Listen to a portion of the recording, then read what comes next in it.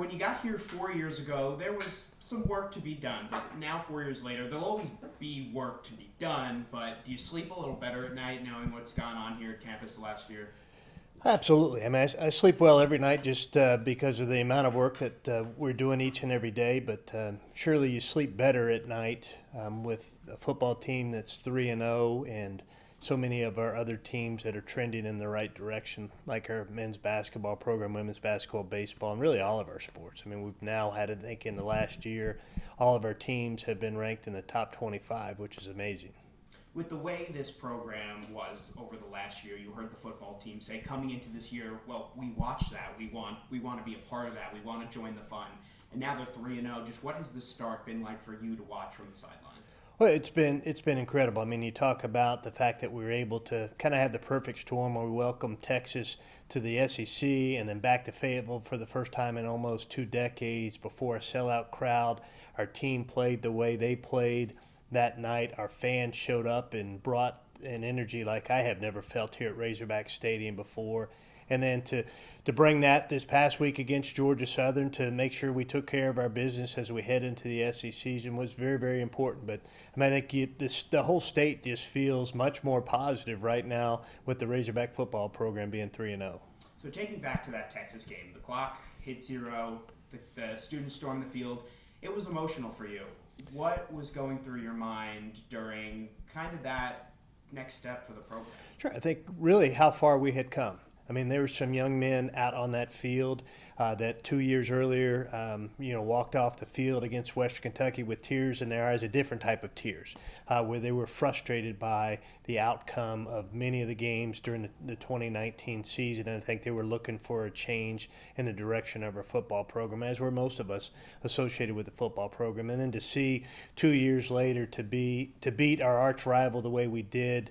I mean, you think back about, again, how far we had come as a football program. The stadium was full as opposed to being half full. It was just a very satisfying end to that game.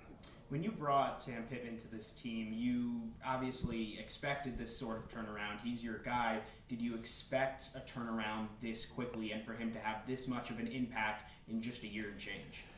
Well, I don't know that you could say that it was going to change this quickly because where our program was 2 years ago, it was not in great shape. And so what Sam has done first and foremost is he's created a belief and a trust between the coaching staff and the players and the coaching staff, where our coaches trust our players and our players trust their coaches and they believe in each other. Our players believe in the game plan as it's presented, giving them the best opportunity to win.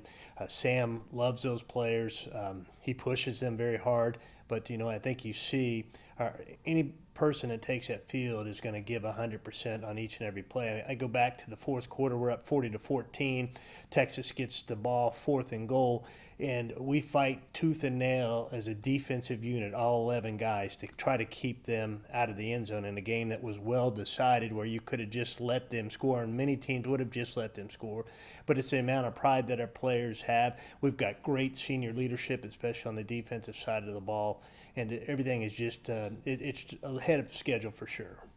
What's your relationship like with Coach Pittman off the field? We've because of you guys seen some of these videos Sure. now of you guys interacting off the field, which have been great to give the fans sort of an inside look into what you guys are like off the field. Yeah, I mean, we have a great friendship off the field. He is just as genuine off the field as you see on the field or when he's appearing amongst the media. And his wife Jamie and my wife have become good friends. And quite honestly, I feel like I have great relationships with all of our head coaches. I think that's important to our success to have those relationships both on and off the field and courts. But Sam and I are friends first and foremost, and then we're working together. We're in those trenches together trying to make this football program as good as it possibly can. What's it like for you to sit back and look at this program, not only winning, but all supporting each other? You see Muss, Jordan, Mike Neighbors at each other's games. They're all in the stands, and it goes to the student athletes too. It just seems like it's one program all connected on the same page right Sure. now. It's an ultimate culture. I mean, we talk about one Razorback and we talk about being one family and one team and one department. And our coaches need to take a lead role in that, and they have. And they have truly bought in, and they're great leaders themselves of their programs, and they appreciate each other's success, and they understand how much work goes into having winning programs in the Southeastern Conference. And I don't think anybody's jealous or envious of each other. I think they're very supportive and see one team's success as an opportunity for them to have success and feed off of that success and have better recruiting and things of that nature. And so it just kind of has organically evolved, and it's really neat to see. It's no secret you guys have the hardest schedule in the country, the football team does, and now headed into the gauntlet that is SEC play down in Dallas. Just what are you guys looking forward to and expecting this weekend, just renewing the rivalry at AT&T Stadium? Sure, it's great. It's going to be great to be back at AT&T Stadium. It's going to be like a bowl game atmosphere where half the stadium's going to be Aggies and half the stadium's going to be Razorbacks. And their band's going to be playing, our band's going to be playing. Their fans are going to be cheering, our fans are going to be cheering. It's going to be a really exciting, energetic atmosphere, and the opportunity for our student athletes to compete on an NFL stadium, on an NFL field. Many of them grew up as Cowboy fans, and so it's really cool to see that. But when all's said and done, it's our SEC opener, and it's against one of our rivals in Texas A&M, and I can tell you that Sam will have our program prepared, and our kids will play hard just like they have all season.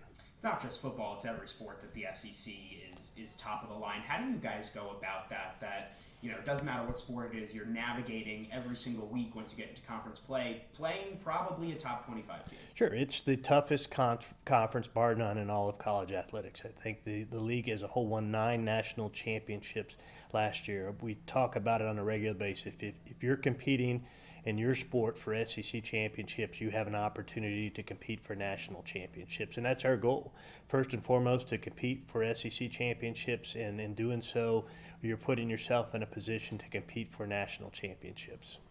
4 years into your tenure here, what is your message to Razorback fans about what you guys have been able to accomplish this far and what you still would like to do? Sure. I mean, we've done this all together, both as a department, as a university community, and across this state. And that's what that one Razorback mantra means, is if we're going to continue to have success, it's going to happen collectively by what happens internally within our department and what happens externally by fans continuing to support our program. You talk about the Texas game being sold out. We're close to a season sellout at Bud Walton Arena for men's basketball. We've set a record in season ticket sales for women's basketball, as well as soccer, as well as volleyball. Our baseball stadium will be sold out, I'm sure, in the spring of 2022. That's because of the incredible passion that people across this state have for the University of Arkansas and our student athletes. And we don't have the success we're having without the incredible support that we get from fans across this state. And what's it like for you to just see that support? Obviously, this isn't a Fayetteville team. This isn't a Little Rock team. This is an Arkansas team all across the board. And it just seems like the last year, it's just a proud time to be a Razorback. Yeah, absolutely. I mean, as we won 10 Southeastern Conference championships last year, the most disappointing part of that was the majority of the season, Razorback fans didn't get to come in person into most of our venues and experience that until we got to the end of baseball season and softball postseason play. And so it's great to see our fans back and buying season tickets like they never have before and coming out and supporting our student athletes like they never have before.